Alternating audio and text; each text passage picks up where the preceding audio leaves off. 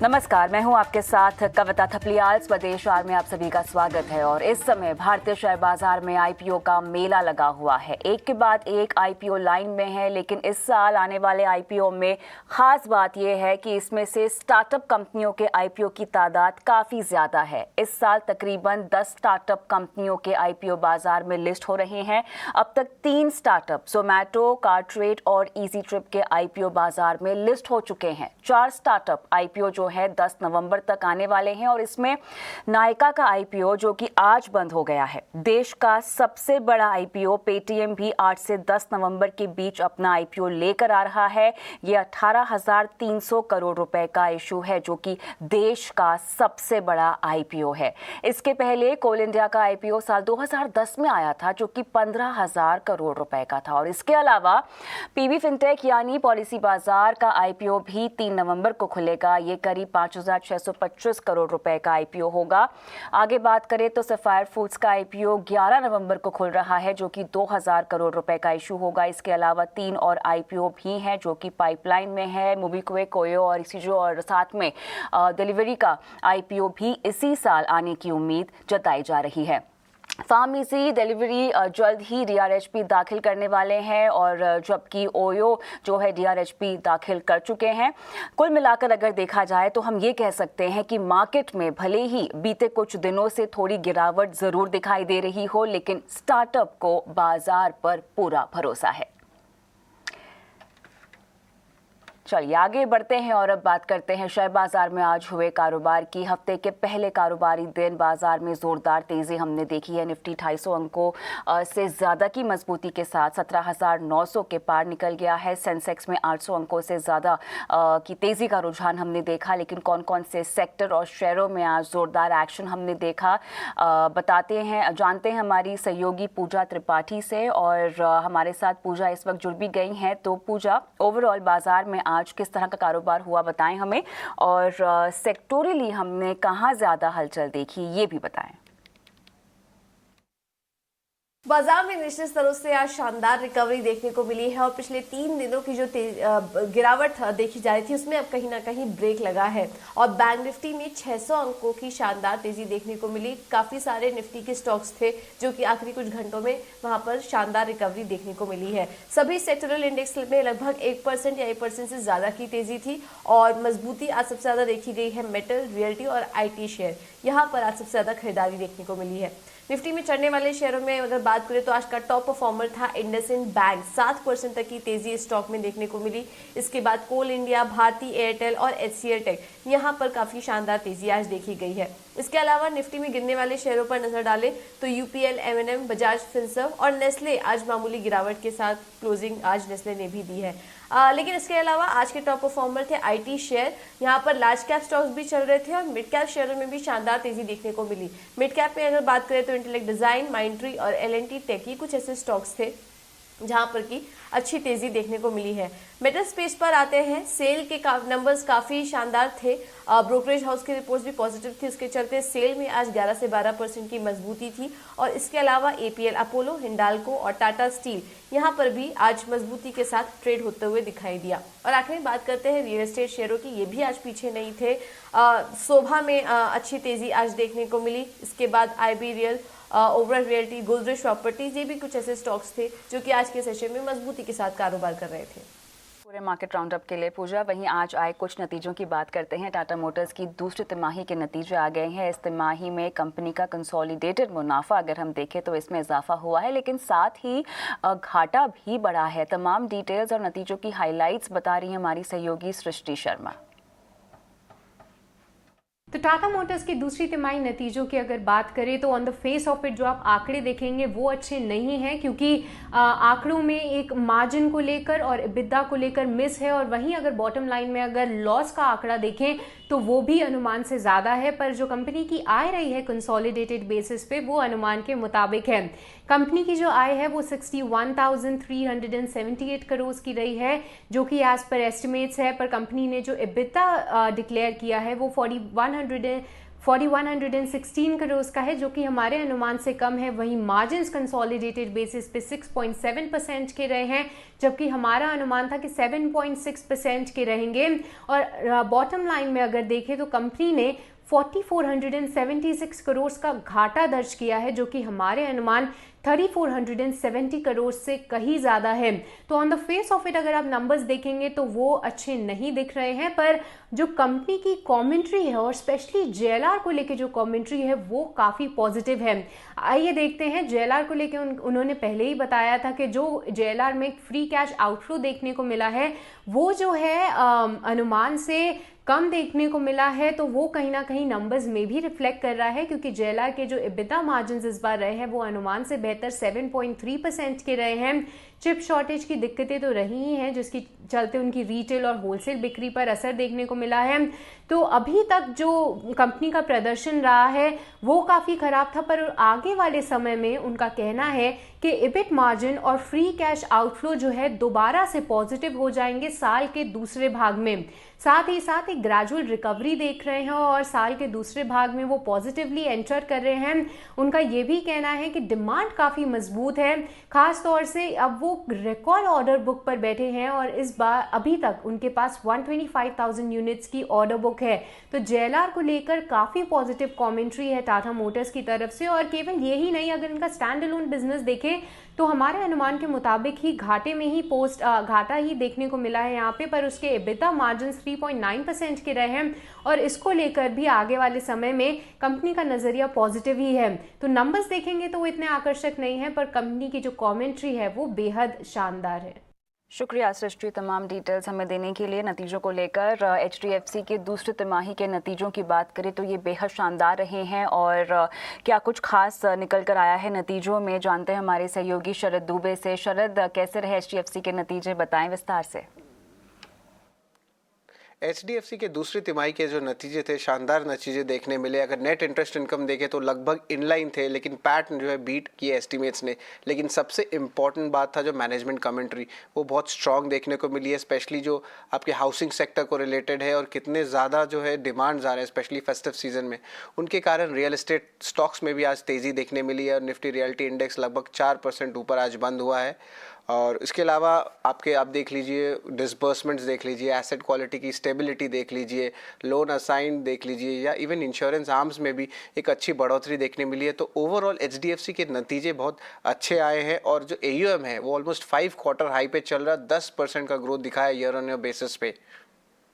बिल्कुल शरद, आप हमारे साथ बने रहें क्योंकि और भी नतीजे हैं जिन पर हमें बात करनी है, जिसमें भारती एयरटेल है, सन फार्मा और डाबर के नतीजों का बाजार को इंतजार है।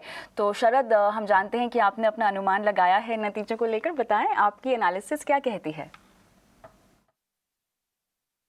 भारतीय एयरटेल का प्रीव्यू जो है हमारे फोकस में रहेगा। रेवेन्यू एक्सपेक्टेशन से लगभग 3% का ग्रोथ दिखेगा, लेकिन जो मार्जिन्स का एक्सपेक्टेशन है वो ऑलमोस्ट सपाट रहने वाला है लगभग 49% पे। और प्रॉफिट पे जो है ऑलमोस्ट डबल से ज़्यादा जो है प्रॉफिट का एक्सपेक्टेशन है ग्रोथ का। ARPU जो एवरेज रेवेन्यू पर यूज़र होता है फोकस में, उस पे 4% का बढ़ोतरी सिक्वेंशली देखा जाएगा। एक्सपेक्टेशन है 152 रुपीज़ का जो है अनुमान है। अगर ओवरऑल देखा जाए तो रेवेन्यू में थोड़ी सी मार्केट शेयर गेंस भी होने वाली है। और उसके अलावा जो है 4G की एडिशन देखें तो लगभग 1.1 करोड़ नए एडिशंस आएंगे।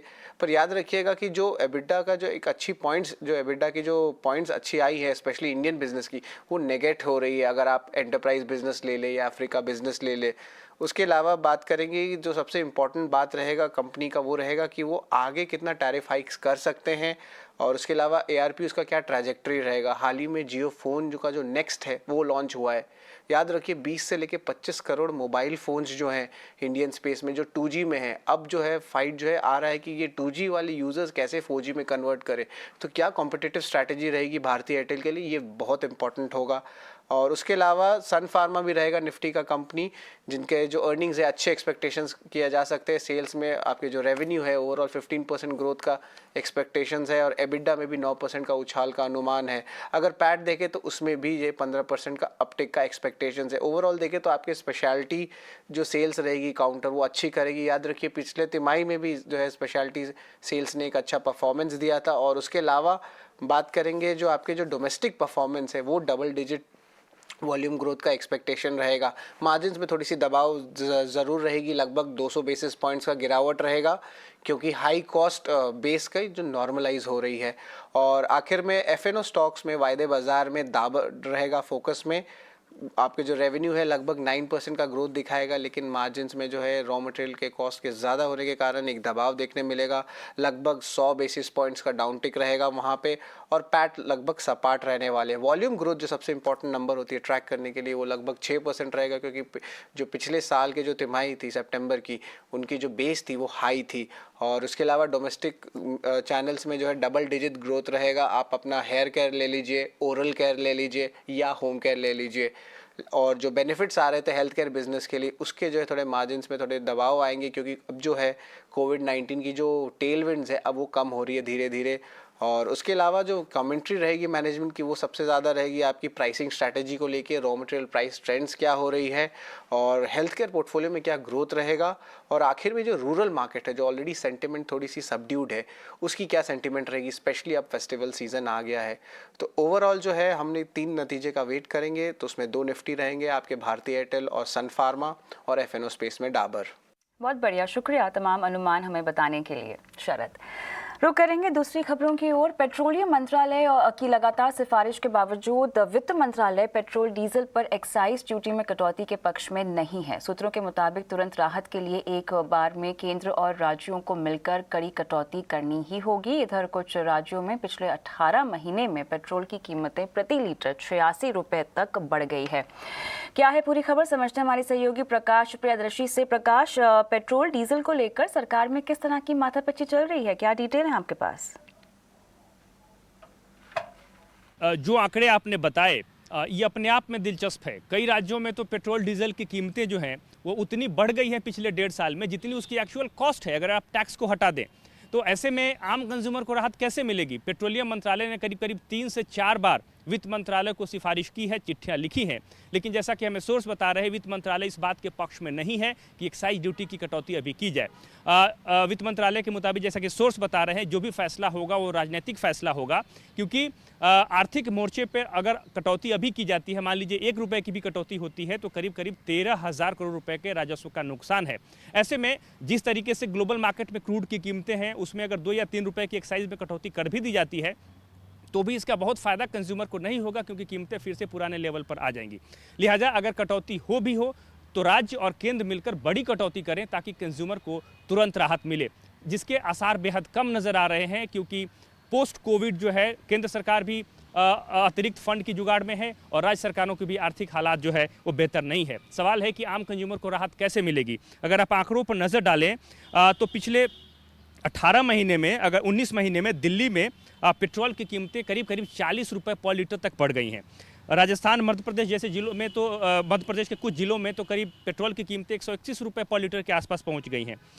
ऐसे में अगर कोई एक आदमी अगर 30 लीटर पेट्रोल महीने में खर्च करता है तो उसके मासिक बजट में करीब करीब 1700 रुपये की बढ़ोतरी हो गई है। वो 3600 रुपये तक के आसपास खर्च तो सिर्फ पेट्रोल कॉस्ट के रूप में कर रहा है। तो आप समझ सकती हैं कि कितनी मुश्किल हो रही है आम कंज्यूमर के लिए अपने घर के बजट को चलाना। लिहाजा यहाँ से रास्ता कैसे बढ़ेगा, सरकार कैसे राहत देगी, ये देखने वाली बात होगी। उम्मीद ये कर सकते हैं कि आने वाले कुछ दिनों में कुछ राज्यों में चुनाव है, हो सकता है सरकार राजनीतिक दबाव में आकर कुछ फैसला ले और आम कंज्यूमर को राहत मिले। बिल्कुल, शुक्रिया प्रकाश तमाम समझाइश के लिए। लेकिन फ्यूल की बढ़ती कीमतों ने क्या छोटे क्या बड़े हर शहर के लोगों का बजट बिगाड़ दिया है। महंगे तेल की मार झेल रहे लोगों से हमने बात की है, आइए उनकी परेशानियां आपको सुनाते हैं। रोज़ डेली ही पेट्रोल बढ़ रहा है। मुझे तो लगता है इस तरीके से हो जाएगा तो ये पेट्रोल पंप वाले पाउच बना के बेचेंगे 20-20, 30-30 रुपए वाले, और कहेंगे ये लो, ये पेट्रोल पंप बंद हो जाएंगे इस हिसाब से। तो मुझे तो ऐसा ही लग रहा है आजकल। पहले तो कम था इसलिए फुल टंकी में 500 रुपया, अभी 600 रुपया ज़्यादा जाता है। वैसे तो टैक्स वगैरह सब कम नहीं कर रहे, लेकिन ये तो पैसा बढ़ते ही जा रहा है। पहले मंथली हम जब पटना से जब भी करते हैं तो लगभग मेरा 1500 में हो जाता था, अब 4500 लगता है। तो बहुत ज़्यादा ये डिफरेंस है, एक आम आदमी के लिए बहुत भारी है। वो गवर्नमेंट बहुत 100% सोचना, जनों को पैसा कैसा कमाना, उनका कैसा इनकम आना, वो बाद में इनकम आने के बाद बढ़ाना, वो सही बात है हमारा तरफ से। बात करेंगे ऑटो बिक्री आंकड़ों की। महंगे पेट्रोल और डीजल लोगों की मुश्किलें साफ तौर से बढ़ा तो रहे हैं, लेकिन ऑटो सेक्टर के लिए थोड़ी राहत की खबर आती हुई दिखाई दे रही है। अक्टूबर महीने के ऑटो सेल्स आंकड़ों की बात करें तो इन्होंने उम्मीदें बंधाई हैं। बजाज ऑटो की कुल बिक्री 9% बढ़ी है। पूरी डिटेल्स आंकड़ों को लेकर हमारी सहयोगी सृष्टि शर्मा हमारे साथ जुड़ गई हैं। सृष्टि, ऑटो बिक्री आंकड़े कैसे रहे हैं, बताएं। तो ऐसे जो त्योहारी सीजन की मांग है वो कहीं ना कहीं फिलहाल देखने को मिल रही है। खास तौर से जो पैसेंजर व्हीकल कंपनीज हैं उन्होंने काफी चौंकाया है अपने सेल्स आंकड़ों के चलते। अगर देखिए मारुति सुजुकी, हमारा अनुमान था कि 1 लाख गाड़ियां बेचती हुई नजर आएगी अक्टूबर महीने में, पर कंपनी ने 1.4 लाख यूनिट्स बेची हैं अक्टूबर महीने में। वहीं M&M ऑटोमोटिव डिवीजन भी वहां पे सेल्स 50% तक बढ़ती हुई नजर आई है। और टाटा मोटर्स की जो सेल्स बिक्री के आंकड़े हैं वो करीब 15% की महीने दर महीने वहां पे भी बढ़त देखने को मिली है। तो जितनी भी पैसेंजर व्हीकल कंपनीज हैं वहां पे काफी अच्छी बिक्री देखने को मिली है। अब आते हैं टू व्हीलर कंपनीज में। लगभग अनुमान के मुताबिक ही यहाँ पे आंकड़े सामने आए हैं। बजाज ऑटो और टीवीएस मोटर्स के फिलहाल नंबर्स आए हैं और दोनों के ही जो एक्सपोर्ट्स है वो काफी अच्छा प्रदर्शन कर रहे हैं। स्टेडी एक्सपोर्ट्स कंपनी ने बरकरार रखे हैं और अनुमान के मुताबिक ये नंबर्स हमें देखने को मिले हैं। ट्रैक्टर सेल्स बिक्री अगर देखें तो M&M की ट्रैक्टर सेल्स बिक्री जो है वो अनुमान से हल्की सी बेहतर है, पर एस्कॉर्ट्स ने काफी वहां पे आश्चर्यचकित किया है, क्योंकि हम करीब 10,000 यूनिट्स बिक्री का अनुमान कर रहे थे। कंपनी ने 13,500 ट्रैक्टर्स बेचती हुई नजर आई है। उसके चलते ये दोनों ही कंपनीज की तरफ से काफी अच्छे नंबर्स हैं। और आखिरी में अगर हम कमर्शियल व्हीकल की बात करें तो टाटा मोटर्स और Eicher Motors VECV commercial vehicle की जो बिक्री है वो इतनी अच्छी नहीं रही है।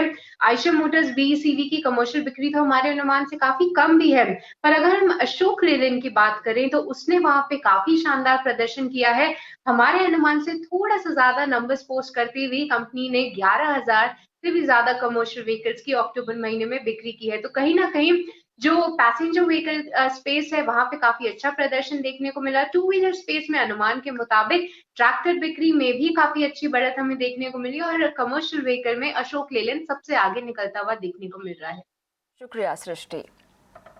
बात निकली है यहाँ पर मारुति की, तो अफोर्डेबल कार सेगमेंट की सरताज मारुति का फोकस अब सेफ्टी रेटिंग सुधारने पर बढ़ने जा रहा है और इसके लिए मारुति घरेलू बाजार में बिकने वाली अपनी गाड़ियों में कई बदलाव करने की तैयारी भी कर रही है। ये बदलाव कौन कौन से हो सकते हैं, इस बारे में बता रहे हैं हमारे सहयोगी उत्कर्ष चतुर्वेदी। देखिए, मारुति का जो फोर्टे है वो है लो कॉस्ट मैन्युफैक्चरिंग और वैल्यू फॉर मनी गाड़ियाँ बनाना, और इसीलिए जो छोटी गाड़ियों का सेगमेंट है वहाँ मारुति का दबदबा खासा है। लेकिन पिछले 2 सालों के अंदर करीब करीब जो कस्टमर प्रेफरेंस है और जो कंपटीशन है दोनों में काफ़ी बदलाव हुआ है। पहले तो किया, MG जैसे कार कंपनीज आए हैं जो कि कनेक्टेड टेक्नोलॉजी, इंटरनेट गाड़ी में लेकर आए हैं, वो मारुति से नदारद है और उसको फॉलो किया है फिर महिंद्रा और टाटा ने। दूसरी बात हो जाती है सेफ्टी रेटिंग्स की। जो NCAP रेटिंग्स हैं वहाँ पर चाहे महिंद्रा की गाड़ी हो या टाटा की गाड़ी हो, ऑलमोस्ट सारी गाड़ियाँ 4 से 5 रेटिंग पर हैं, जहाँ पे मारुति की गाड़ियों की जो रेटिंग है वो काफ़ी ख़राब है। कुछ दिन पहले ही स्विफ्ट और बलेनो की रेटिंग आई, वो 0 रेटिंग थी। एस्प्रेसो की रेटिंग करीब 0 या 1 के आसपास है। केवल विटारा ब्रेजा है जिसकी 4 स्टार रेटिंग है।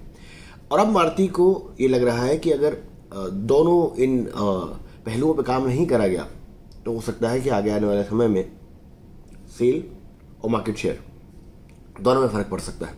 इसीलिए मारुति ने अब ये फैसला लिया है कि ये दोनों जो चीज़ें हैं उन पे मारुति आगे काम करेगी। तो सबसे पहले जो आपको टोयोटा की SUV, टोयोटा के साथ मिलकर SUV आने वाली है वो अगले साल आएगी।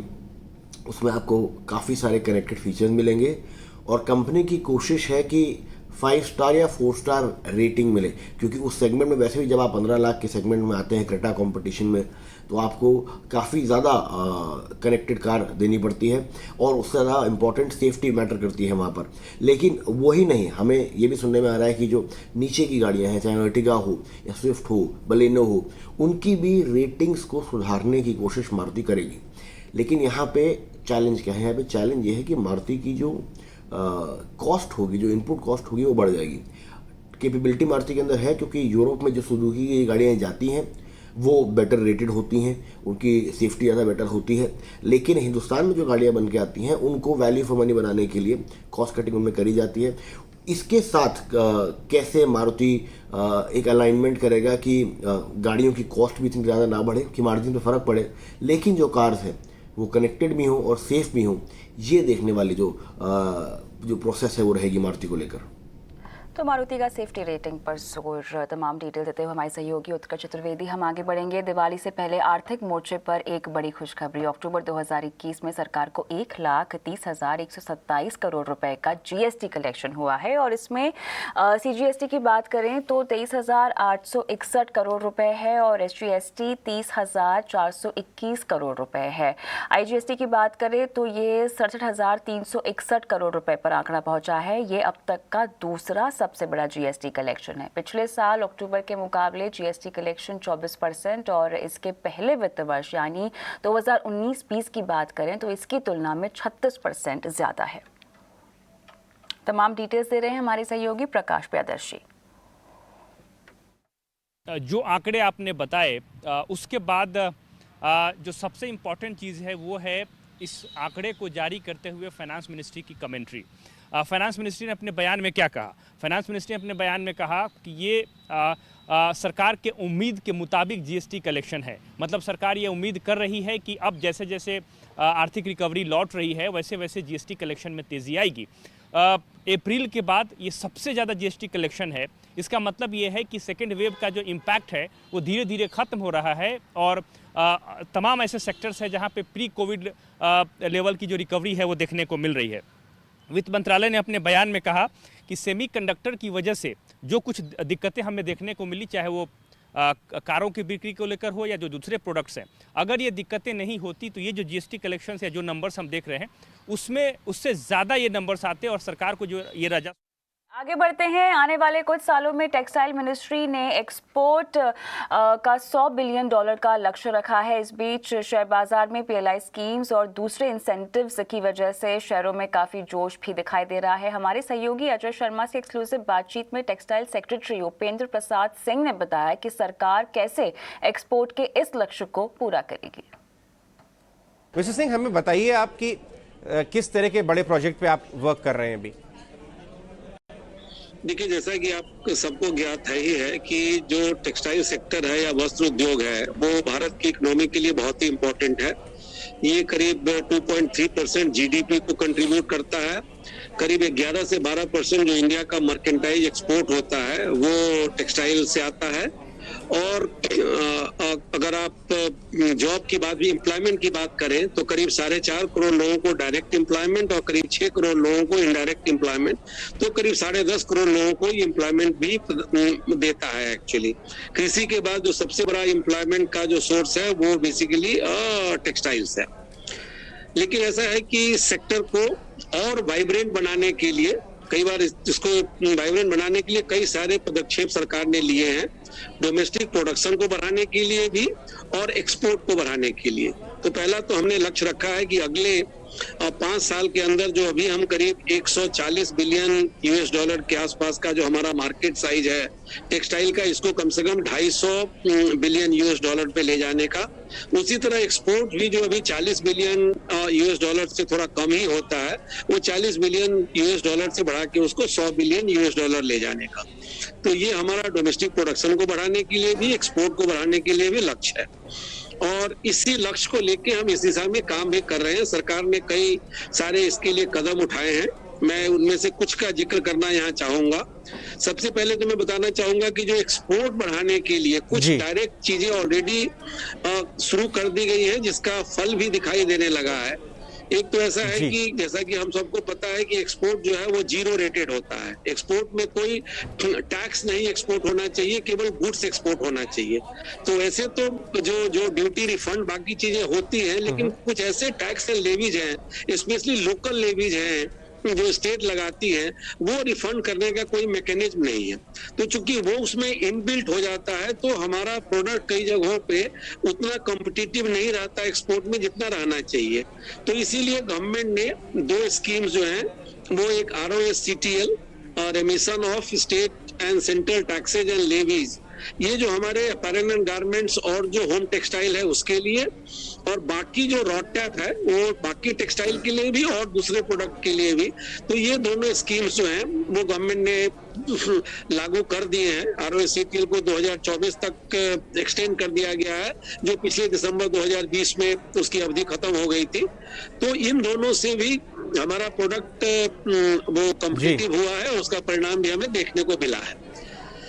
इसके अलावा जो कुछ चीजें हैं, जो 2-3 चीजों का मैं जिक्र करना चाहूंगा। एक स्टेप बैक लेते हैं और ये समझते हैं कि आपका एनालिसिस क्या है। आपकी मिनिस्ट्री ने, मुझे पता है, टॉप कंसल्टेंट्स और टॉप शार्पेस्ट माइंड्स इस पे काम कर रहे हैं। आपका व्यू क्या है? किस तरह की बड़ी अपॉर्चुनिटी ग्लोबल मार्केट में हमारे सामने है? पोटेंशियल क्या है? क्योंकि जब आप वर्क कर रहे हैं इस डायरेक्शन में, आपने ये अपना नंबर्स और एनालिसिस किया है, तो size of the opportunity Indian textile space के लिए क्या है सामने, और फिर हम उसके अंदर कितने समय में कितनी अपॉर्चुनिटी को ले पाते हैं, वो एक दूसरा सवाल होगा। लेकिन हम ये जानना चाहेंगे कि आपके नंबर्स के हिसाब से पोटेंशियल और साइज ऑफ अपॉर्चुनिटी कितनी बड़ी है हमारे सामने इस समय ग्लोबली। देखिए, ऐसा है कि इंडियन टेक्सटाइल, कई बार लोग कहते हैं कि जैसे बांग्लादेश, वियतनाम, इनकी बातें होती है कि वो हमसे भी आगे निकल गए हैं, बट मैं तो केवल एक्सपोर्ट फिगर की बात करते हैं। वैसे देखा जाए तो चूंकि हमारा डोमेस्टिक कंजम्पशन भी काफी है, एक्चुअली हम बड़े देश हैं, तो उनकी तुलना में हमारा उत्पादन बहुत ज्यादा है। एक सबसे बड़ी बात जो हमारी स्ट्रेंथ है, क्योंकि कई सारे स्टेट्स जो हैं, कई सारे कंट्रीज जो हैं, वो सारे वैल्यू चेन में स्ट्रॉन्ग नहीं है। मान लिया कि बांग्लादेश कहीं फैब्रिक इंपोर्ट करके उसके बाद गारमेंट बना के एक्सपोर्ट करता है, बट हमारी स्ट्रेंथ ये है कि हमारे पास रॉ मटेरियल भी है। हम दुनिया के सबसे बड़े कॉटन के प्रोड्यूसर हैं।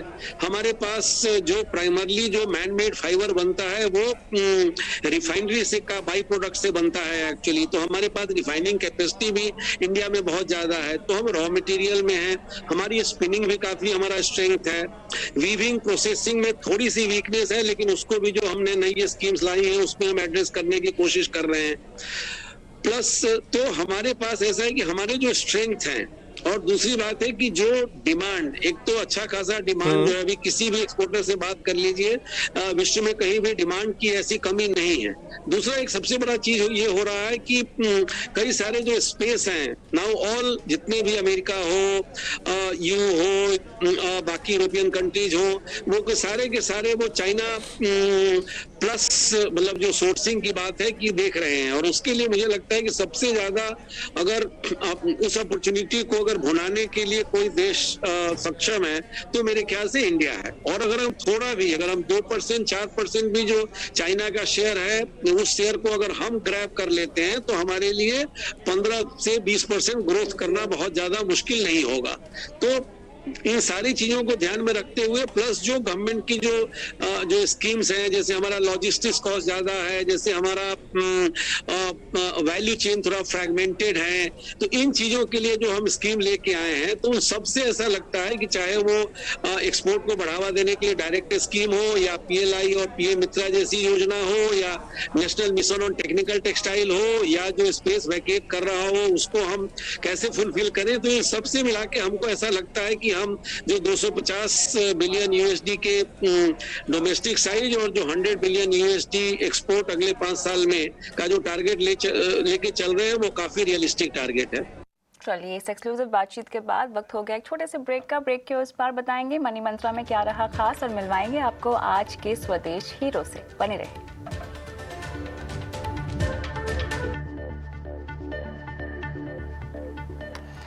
मनी मंत्रा दिवाली स्पेशल में हम लेकर आए हैं खास पेशकश। हम गए लोगों के बीच और जाना कि इस बार दिवाली को लेकर क्या जोश है, कैसे लोग जमकर खरीदारी कर रहे हैं, इस त्योहारी सीजन में ट्रेंड्स आखिर क्या क्या हैं, और कैसे प्लानिंग करके खर्च किया जा रहा है ताकि आपकी जेब पर ना पड़े ज़्यादा असर। देखिए।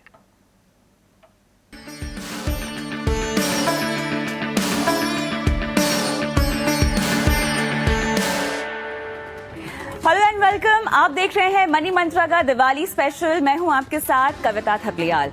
आज मैं स्टूडियो में नहीं हूं, आज मैं बाहर हूं होम टाउन में। जी हाँ, मुंबई के विक्रोली के होम टाउन में हूँ। आप सोच रहे होंगे कि अचानक से जहाँ पर हम निवेश और बचत की इतनी सारी बातें करते हुए आ रहे हैं, आज अचानक से मैं बाहर स्टूडियो के निकलकर एक हाइपर मार्केट में कैसे आ गई हूँ, एक डिपार्टमेंटल स्टोर में कैसे आ गई हूँ। तो इसके पीछे वजह यह है कि हमारा ये दिवाली स्पेशल एपिसोड है। हम आपको बताने वाले हैं कैसे समझदारी से आपको खरीदारी करनी चाहिए और इसी के साथ साथ दिवाली को लेकर किस तरह का माहौल है, लोग क्या खरीद रहे हैं, क्या वाकई पैसे खर्च कर रहे हैं या अभी भी कंजूसी से बचा रहे हैं। पिछले 2 साल में क्योंकि हम सबकी जिंदगियों ने काफी नया मोड़ लिया है, कई तरह के पहलुओं पे हमने देखा है कि जिंदगियां हमारी बदली है, पर्सनल लाइफ हो, प्रोफेशनल लाइफ हो या हमारी फाइनेंशियल लाइफ क्यों ना हो। तो कैसे अब की बार दिवाली हमारी मीठी तो है ही, लेकिन साथ ही खुशियों वाली दिवाली भी है। इसी का एक मूड चेक करने के लिए मैं आ गई हूँ होम टाउन में। जाहिर तौर पर हम आपको आगे चलकर निवेश की और खर्च की भी बातें तो करेंगे ही करेंगे, लेकिन चलिए शो की शुरुआत करते हैं शॉपिंग के साथ और स्मार्ट शॉपिंग के साथ। तो मेरे साथ होम टाउन में शॉप करते हुए कुछ यहाँ पर शॉपर्स भी हैं और आप इनकी ट्रॉलियां देख सकते हैं। मैं चाहती हूँ कि कैमरामैन जरा ट्रॉलियां दिखाए भी जहां पर इन्होंने खरीदारी भी की है और सब लोग जो हैं साफ तौर से अपने घर को लेकर खरीदारी भी कर रहे हैं। तो मेरे साथ ऋतु मैम है और चित्रा जी हैं, ये यहाँ पर शॉपिंग कर रही हैं। मुझे बताएं ऋतु जी, दिवाली को लेकर शॉपिंग हो रही है? हाँ, दिवाली को लेकर शॉपिंग हो रही है। अच्छा, और कितनी जोर शोर से दिवाली की तैयारियां हैं? क्या क्या खरीदा है ये बताइए, किस तरह का जोश है? आइटम्स हैं, कुछ क्रॉकरी है, and this is not the end, this just the beginning. Okay. Last Diwali थोड़ा कोविड की वजह से फीकी थी, अब वैक्सीनेशन हो चुका है और you can see everyone is following the safety rules, बिल्कुल, so it's okay. Chitra ma'am, कितनी बड़ी लिस्ट बनाई है? बहुत लंबी है। बहुत लंबी है। घर के लिए खरीदारी कर रहे हैं कि गिफ्टिंग के लिए भी कर रहे हैं? क्या बजट है आपका? 10,000 एट मोस्ट। कम से कम 10,000 की शॉपिंग तो मैम करने ही वाली हैं अब की बार दिवाली में। लेकिन चित्रा, ऋतु जी मुझे बताएं कि अब की बार आपने जो 2 साल में खरीदारी नहीं की है तो जमकर उसको लुटाने का इरादा है या समझदारी से कर रही हैं शॉपिंग? ऑफर्स और डील्स का भी तलाश है? शॉपिंग का इरादा है पर समझदारी के साथ, और हाँ शॉपिंग करने वाले हैं। बहुत लंबी चौड़ी लिस्ट है, बजट तो इधर उधर हो ही जाता है। अच्छा। हाँ, एक्साइटमेंट है और खुशी है। मेरे साथ और भी यहाँ पर कुछ लोग हैं जिनसे मैं बात करना चाहती हूँ। प्रशांत और सोनाली है। Hi, can you please come this side? Okay, so आप लोग जस्ट आए हैं अभी यहाँ पर शॉपिंग करने, शुरुआत है आपकी शॉपिंग की। क्या खरीदना चाहते हैं? हम लोग एक्चुअली फ्रेंड्स को ऐसा कुछ गिफ्टिंग जैसे दे वैसे हम देख रहे हैं। अच्छा, Diwali hamper. Diwali hamper, like small, nothing big.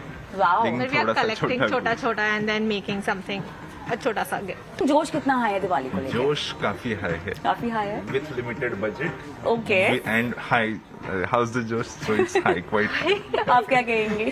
Same almost, yes. Alright, excited? Yes. Okay, तो दिवाली को लेके साफ तौर से जोश हाई है। Thank you so much for talking to us. अब सवाल ये आता है कि होम स्टॉप आपको क्या क्या ऑफर कर रहा है। अगर आप यहाँ पे खरीदारी करना चाहते हैं और अगर समझदारी से खरीदारी करना चाहते हैं तो यहाँ पर क्या क्या आपको ऑफर किया जा रहा है। मेरे साथ बहुत जल्द जुड़ेंगे महेश शाह जो कि MD हैं होम स्टॉप के, और साथ ही हेमंत रुस्तगी जो आपको बताएंगे कि किस तरह से आपको शॉपिंग करनी चाहिए। मेरे साथ हेमंत रुस्तगी जुड़ गए हैं, CEO वाइस इन्वेस्ट एडवाइजर। जो भी लोग अब तक बस शॉपिंग कर ही रहे हैं तो सबसे पहले उनके लिए आप क्या एहतियात बरतने की सलाह उन्हें देंगे? एक एक करके जाते हैं। कविता, देखिए दिवाली जो है हमेशा एक स्पेशल फेस्टिवल है। इस साल कुछ ज्यादा ही स्पेशल है क्योंकि पिछले ऑलमोस्ट 1.5 साल से सब लोग घर पे हैं। बड़ी मुश्किल से उनको मौका मिला है दिवाली की शॉपिंग करनी है, तो बहुत ज्यादा एक्साइटमेंट है, जो बहुत ही अच्छी बात है। 2-3 चीजों का ध्यान रखना है। देखिए दिवाली शॉपिंग है, मतलब पूरा फेस्टिवल है, पूरा परिवार शॉपिंग करना चाहता है। एक तो ये ध्यान रखना है कि आप जब स्पेंडिंग करने आए आपको थोड़ा आइडिया होना चाहिए कि कितना पैसा आपको स्पेंड करना है। क्योंकि एक टेंडेंसी रहती है ऐसे समय में कि ओवर स्पेंड हो जाता है। तो आई थिंक एक तो कुछ आइडिया लेके चलें। दूसरा, अमूमन हम देखते हैं कि हम क्रेडिट कार्ड को इस्तेमाल करते हैं। उसको यूज करने के समय थोड़ा सा ध्यान रखना है हमें, क्योंकि वो उसको हम नॉर्मली जो है क्या लेते हैं कि इजी मनी है। अगर बजट नहीं भी है तो भी उसको यूज कर लिया, लेकिन हम भूल जाते हैं कि हमको वापस पे करना है। क्रेडिट कार्ड्स को यूज करना बहुत ही इंपॉर्टेंट है क्योंकि वो एक बहुत कन्वीनियंट तरीका है, आप उसको पे कर सकते हैं, आपको क्रेडिट भी मिलता है। लेकिन अगर आप ओवर स्पेंड करेंगे तो कहीं ना कहीं फिर आपके लिए फाइनेंशियल इंबैलेंस भी आ जाएगा। मेरे साथ अब जुड़ गए हैं Mahesh Shah, MD home town. बहुत अच्छा लगा सर आपसे एक बार फिर से मुलाकात हो गई। तो अभी क्योंकि सर फ्रेम में आए हैं तो ये है Mahesh Shah, MD home town. मुझे ओके, माइक नहीं है आपके पास, तो चलिए, अभी तक हम बात कर रहे थे कि लोगों को समझदारी से बजट शॉपिंग करनी चाहिए, लेकिन जिस तरह के ऑफर्स मैं देख रही हूँ आपने अपने स्टोर में लगाए हुए हैं, क्या वाकई ऐसे होगा कि हम बजट शॉपिंग कर पाएं? I hope not. I mean that's the whole intention कि आप बजट लेके आए, लेकिन we will be able to entice you कि आप ज्यादा हमसे ले। देखिए, फ्रैंकली स्पीकिंग 2 साल से कस्टमर्स जनरली गए नहीं हैं बाहर, they have not seen products. उन्होंने चलिए आगे बढ़ते हैं और अब बात उस बैंक की जो 100 साल से हमारे साथ है, जो 100 साल से भरोसेमंद है, जो 100 साल से हमारे पैसे को लेकर फिक्रमंद है, और वो है देश का bank, union bank of India. 1919 से लेकर अब तक बैंक ग्राहकों के साथ एक दोस्त की तरह जुड़ा है, और इसीलिए आज हमने चुना है यूनियन बैंक को आज का स्वदेश hero.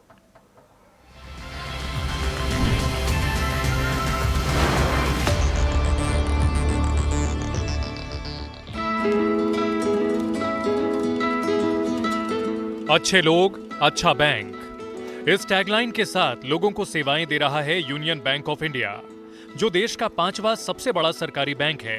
Union bank of India की स्थापना 11 नवंबर 1919 को हुई थी और साल 1921 में मुंबई में इसके मुख्यालय का उद्घाटन राष्ट्रपिता महात्मा गांधी के हाथों हुआ था। जहां साल 1947 तक बैंक की सिर्फ 4 शाखाएं थीं, वहीं आज देश भर में बैंक की 9,500 से ज्यादा ब्रांचेस फैली हुई हैं। देश के कोने कोने में यूनियन बैंक के 13,000 से ज्यादा एटीएम लग चुके हैं। बैंक के 75,000 से ज्यादा कर्मचारी ग्राहकों की सेवा में जुटे हैं, जबकि यूनियन बैंक की 3 शाखाएं हांगकांग, दुबई और सिडनी में भी हैं। 30 साल से ज्यादा बैंकिंग के क्षेत्र में अनुभव रखने वाले राजकिरण राय ने साल 2017 में बैंक के एमडी और सीईओ की जिम्मेदारी संभाली। राय इंडियन बैंक्स एसोसिएशन के भी चेयरमैन हैं। वहीं 1 अप्रैल 2020 में कॉरपोरेशन बैंक और आंध्र बैंक का यूनियन बैंक ऑफ इंडिया में विलय हुआ, तो राजकिरण राय ने इस विलय को सफलतापूर्वक अंजाम तक पहुंचाया। वहीं मार्च 2020 में बैंक का ग्रॉस एनपीए 15% तक पहुंच गया था। बैंक के उठाए गए कदमों के कारण 2021 की जून तिमाही तक बैंक के ग्रॉस एनपीएस घटकर 13.6% पर आ गए हैं। इसी वित्त वर्ष 2020 में बैंक को घाटा हुआ, लेकिन उसके अगले ही साल वित्त वर्ष 2021 में बैंक को 2,906 करोड़ रुपए का प्रॉफिट हुआ।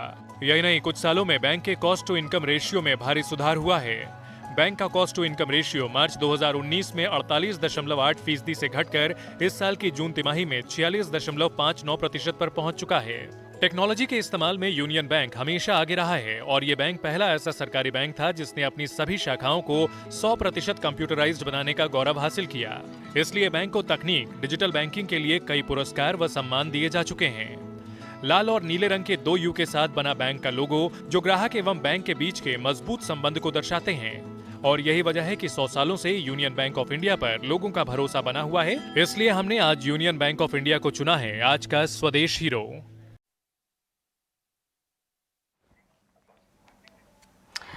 और यूनियन बैंक ऑफ इंडिया के चेयरमैन राजकिरण राय से बात की हमारे सहयोगी अंकुर मिश्रा ने। चलिए ये बातचीत देख लेते हैं।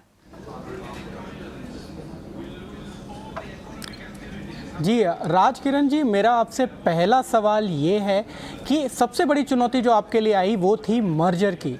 आपको कॉरपोरेशन बैंक और आंध्रा बैंक को यूनियन बैंक में मर्ज करना था। आखिर आपने उन चुनौतियों का कैसे सामना किया? जब ये मर्जर अनाउंस हुआ, पर्टिकुलरली जो 2 बैंक है जो अमालगमेट होने जा रहे थे, उनके लिए और उनका स्टाफ के लिए बहुत बड़ा शॉकिंग न्यूज़ था। तो हमने इसको अच्छे से परसीव किए, हमने वो जो कंसर्न था उसको अच्छे से एड्रेस किए। मैंने बहुत अच्छा कम्युनिकेशंस भेजा that you will be respected and you will be given due recognition. तो इसमें क्या हुआ, बहुत सारा कंफर्ट आ गया स्टाफ में। इसके बाद हम तीनों एमडी मिलके बहुत सारा टाउन हॉल मीटिंग्स किए। तो इसमें कस्टमर्स को भी बुलाया, स्टाफ को भी बुलाया एंड अच्छा कम्युनिकेशन हुआ। ये अमालगमेशन में किसी को कुछ तकलीफ नहीं होगा एंड अच्छा प्लानिंग हुआ। इसमें अच्छे जीएम्स का टीम बना, हाउ टू हैंडल माइग्रेशन। तो 1 अप्रैल को जब अमालगमेशन का फर्स्ट डे था, तो उस दिन हमने एक सॉफ्टवेयर इंस्टॉल किया सब ब्रांचेस में।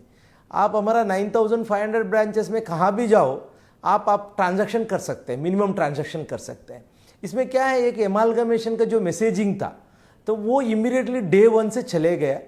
आप कोई भी ब्रांच में जाके आप ट्रांजैक्शन कर सकते हैं। तो इसके बाद हमने बहुत सारा स्टेप्स लिया।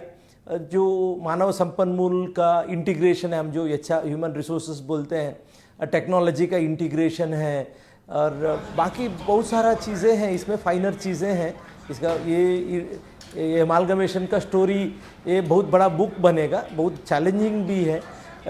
फिर भी एक्चुअली हमने कस्टमर को कुछ तकलीफ होने नहीं दिया, उनका कोई अकाउंट चेंज नहीं हुआ, बहुत स्मूथली ट्रांजिशन किया। इसमें गवर्नमेंट ने और रेगुलेटर ने बहुत मदद किया हमको, बहुत सारे डिस्पेंसेशंस दिया ये टाइम पे, तो ये ट्रांजिशन हमने बहुत स्मूथली कर पाए।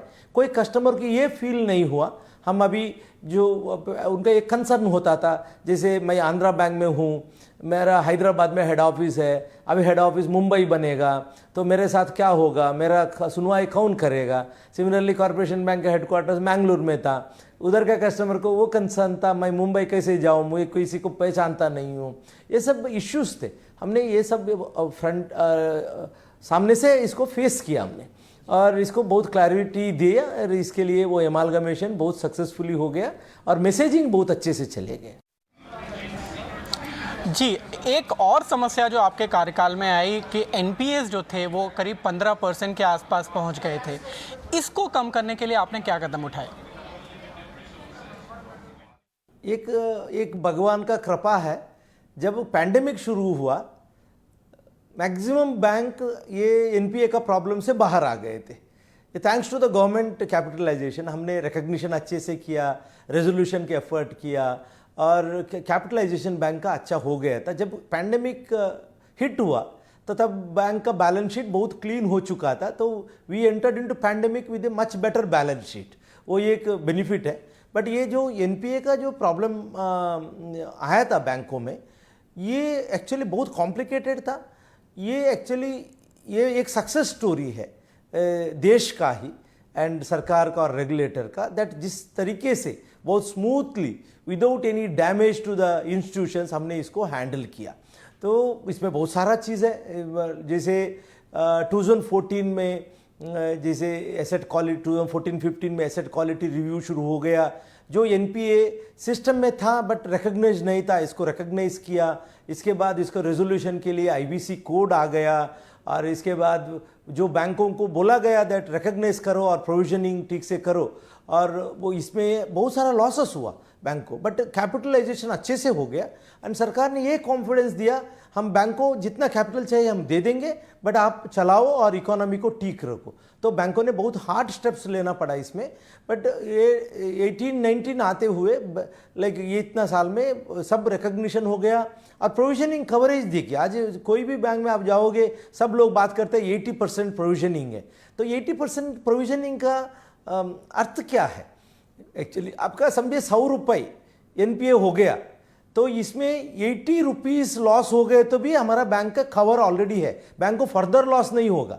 बोले तो 100 में 20 रुपये भी वसूली होगा, बैंक को लॉस नहीं होगा, वो इधर तक अभी कवर्ड है। तो ये एक हाईएस्ट प्रोविजनिंग कवरेज बोल सकते हैं, इंटरनेशनली आप देखोगे तो ये हाईएस्ट कवर बोल सकते हैं। तो इसमें बैलेंस शीट बैंकों का सेफ हो गया। तो ये एक बहुत बड़ा सरकार का स्टेप था और रेगुलेटर का स्टेप था। तो बैंक का एनपीए का प्रॉब्लम सॉल्व करने का एक तरीका अच्छे से हो गया। ये नया एक सिस्टम डेवलप हो गया, एनपीए रिकग्नाइज करना और रिजॉल्व करना। जी, आपने पैंडेमिक की बात की। कोविड-19 एक ऐसा समय था जहां पर पता ही नहीं था, क्योंकि पहली बार सब कुछ करना था। इस समस्या से निपटने के लिए आपने क्या उपाय बताए? एक्चुअली बैंकों में एक बिजनेस कंटिन्यूटी प्लान बोल के एक रहता है, ये डॉक्यूमेंट हर ऑर्गेनाइजेशन में रहता है, बैंकों में बहुत अच्छे से बनाते हैं, इसको रेगुलेटर भी चेक करते हैं। जैसे कोविड लॉकडाउन शुरू हो गया तो ये बिजनेस कंटिन्यूटी प्लान एक्टिवेट हो गया। इसमें बहुत सारा चीज़ है, जैसे हमारा ट्रेजरी बंद नहीं हो सकता है बिकॉज पूरा बैंकिंग सिस्टम बंद हो जाएगा, तो हमने अल्टरनेट जगह पे ट्रेजरी को रखा। तो 1-2 जगह पे ऐसा जगह पे कर दिया जहाँ 20-20 लोगों को हॉस्टल जैसा फैसिलिटी कर दिया और उधर पूरा सिस्टम एक्टिवेट कर दिया। जैसे हेड ऑफिस बंद हो गया तो अल्टरनेट साइट पे चलना है, तो अल्टरनेट साइट को बैंकों ने एक्टिवेट कर दिया। और इधर हमको ब्रांचेस ओपन रखना बहुत ज़रूरी था बिकॉज सरकार ने जब ये लॉकडाउन ओपन हो गया तो सडनली ये जो पुअर क्लास है उनके पास वो लेबर करते हैं, उनका मजूरी डेली मिलना वो सब बंद हो जाता है। तो डायरेक्ट बेनिफिट ट्रांसफ़र सरकार ने जब अनाउंस करना शुरू कर दिया, बाकी जब फाइनेंशियल बेनिफिट्स देने का था, इसके लिए लोगों तक इसको पहुंचाने के लिए ब्रांचेस ओपन रखना बहुत ज़रूरी था। इसके लिए हम इस पे भी बिजनेस कंटिन्यूटी प्लान रखे, तो ब्रांचेस में हमने स्प्लिट ड्यूटी कर दिए, दैट 2 लोग मॉर्निंग में आएंगे, 2 लोग इवनिंग में आ जाएंगे, बहुत सारा प्रिकॉशंस लिए एंड कस्टमर्स के लिए भी बहुत सारा प्रिकॉशंस लिए। जब तक हमारा और एक एडवांटेज था, हम डिजिटल में बहुत आगे जा चुके थे। आज आप देखोगे लगभग 80% of the transaction digital line पे चल रहा है, तो कस्टमर को तकलीफ नहीं हुआ। और एक चीज़ हमने किया, बिजनेस करस्पॉन्डेंट बोल के हमारा गांव-गांव में है, जहां हमारा ब्रांच नहीं हो सकता उधर हमारा बिजनेस करस्पॉन्डेंट है। वो एक माइक्रो ATM यूज़ करके लोगों को पैसा देता है, पैसा कलेक्ट करता है। बिजनेस करस्पॉन्डेंट को हमने अच्छा इंसेंटिव्स दिया वो टाइम पे, to keep their shops open and to reach out to people. इसमें क्या हो गया, वो कंटिन्यूटी जो चाहिए था बैंकिंग चैनल में वो अच्छे से हो गया। एंड हमारा स्टाफ को हम बहुत सारा एडवाइस देते थे। एंड अनफॉर्चुनेट है, हमारा बहुत सारा कोलीग्स एक्चुअली ये कोविड में उनका डेथ हो गया एंड बहुत सारा लोग इन्फेक्टेड हो गए। तो हर जगह पे हमने हॉस्पिटल्स टाई अप किए थे, जिसका इन्फेक्शन हो गया तुरंत हमारा टीम उनको हॉस्पिटल पहुंचाने का काम कर रहा था। और उसका जहाँ जहाँ जो लोग एक्चुअली लाइक कोविड में इन्फेक्ट होके जहाँ डेथ हो गया था, तो हम उनका फैमिली को रीच आउट किए। एस ग्रेशिया का अनाउंसमेंट हो गया, तो हमने एक इंश्योरेंस स्कीम भी किया था तब तक उनका लोन को कवर करने के लिए। तो हमने जो हम कर सकते हैं स्टाफ को मदद करना, वो सब हम किए। एंड हम हमारा ग्रैटिट्यूड हमारा स्टाफ के लिए है। जब पूरा सिस्टम बनता, पूरा बिजनेसेस बनता, नेशनलाइज्ड बैंक्स का ब्रांचेस खुला था एंड कस्टमर के लिए बहुत बढ़िया एक सुविधा था दैट आपका पैसा बैंक में है, हॉस्पिटल में जाना है तो पैसा चाहिए, तो कोई ब्रांच बंद नहीं रखे थे। More than 90% of branches or ATMs were continuously working ड्यूज this period, but it was handled very well because हमारा जो प्लान था ये ऐसा एक सिचुएशन को हैंडल करने का, वो एक इमेजिन करते हैं ऐसा हो गए तो हम कैसे हैंडल करेंगे, वो एक बहुत अच्छे से टेस्ट हो गया ये टाइम पे। And we are very satisfied. Most difficult times में ये हमारा बैंकिंग सिस्टम लोगों को काम आया। आपने अभी हाल ही में होम लोन रेट में कटौती की है और ये घटकर 6.4% हो गया है। ग्राहकों के नज़रिए से तो ये अच्छा है, लेकिन बैंक ने अपनी रिस्क को कैसे कवर किया? जब हम हाउसिंग लोन इंडस्ट्री से बात करते हैं तो हाउसिंग लोन इंडस्ट्री लगभग 150 इंडस्ट्रीज को सपोर्ट करता है बोल के इन लोगों का स्टैटिस्टिक्स है। जो हाउसिंग मार्केट में जब पिकअप होता है तो it supports lot of other industries. तो हमारे लिए बहुत इंपॉर्टेंट है दैट लोग जो घर खरीदना चाह रहे हैं और अभी थोड़ा वेटिंग में है तो उनको रेट कम होगा, इंटरेस्ट रेट कम होगा, इसके लिए इनको अभी डिसीजन लेना बहुत ज़रूरी है। पर्टिकुलरली इंडिया में, पर्टिकुलरली ये दिवाली का पीरियड में लोग डिसीजन ये जो घर खरीदने का और व्हीकल खरीदने का ये डिसीजन दिवाली का टाइम पे लेते हैं बिकॉज ये लकी माना जाता है। तो हम इसको कस्टमर को पुश करने के लिए, हमारे लिए कुछ लॉस मेकिंग प्रोपोजिशन नहीं है। हमारा आज का हम जो भी रेट कट करते हैं इसके पहले हमारा ALM पूरा काम करते हैं, पूरा प्रोडक्ट को वर्कआउट करते हैं। तो और हम जो कस्टमर को ये लोन देने जा रहे हैं इसका डिफ़ॉल्ट रिस्क भी बहुत लो रहता है। इसके लिए हमारा जो क्रेडिट रिस्क प्रीमियम है बहुत कम है ये प्रोडक्ट में, इसके लिए हम ये रेट ऑफर किए। हमारा ये आशा है जो कस्टमर जो फ्रिंजेस में बैठे हैं, जो अभी डिसीजन नहीं ले पा रहा है, तो वो कस्टमर भी डिसीजन ले एंड हाउसिंग मार्केट में अच्छा पिकअप आ जाए। एंड हाउसिंग मार्केट में जब पिकअप आ जाता है it supports lot of other sectors. हम ये चाहते हैं दैट इकोनॉमी में एक अच्छा बढ़ाव मिले। और ये actually bank to bank competition नहीं है, ठीक है, थोड़ा बैंक लाइक ये हेल्दी कंपटीशन रहना जरूरी है। हम हमारा प्राइसिंग इंडिविजुअली देखते हैं। अभी कुछ प्रोडक्ट में कोई बैंक कम रेट देता है, मैं ये रेट ऑफर नहीं कर पाऊंगा, suppose my system doesn't permit it, तो ये इसमें हमारा टीम बोलता है ये वर्कआउट होता है, इसके लिए हमने ये रेट ऑफर किया। ये कस्टमर के लिए एक बेनिफिट है दैट बहुत इतना लो रेट हमारा लाइक पीरियड में हम देखे नहीं है, बहुत अट्रैक्टिव रेट्स है, तो ज़्यादा से ज़्यादा कस्टमर इसको यूज़ करे और बहुत लो EMI में आपका घर आप खरीदिए। जी राजकिरण जी, ET नाउ स्वदेश से बात करने के लिए बहुत बहुत शुक्रिया। तो आपने देखा राजकिरण जी बता रहे थे कि किसी अदर बैंक की तरह वो भी चाहते हैं कि फेस्टिव सीज़न का पूरा फ़ायदा उठाया जाए। कविता? बिल्कुल, शुक्रिया अंकुर इस एक्सक्लूसिव बातचीत के लिए। तो ये थे हमारे आज के स्वदेश हीरो, और इसी के साथ स्वदेश आर में मुझे भी इजाज़त दे, लेकिन बने रही टी न्यूज़ स्वदेश के साथ ही। नमस्कार।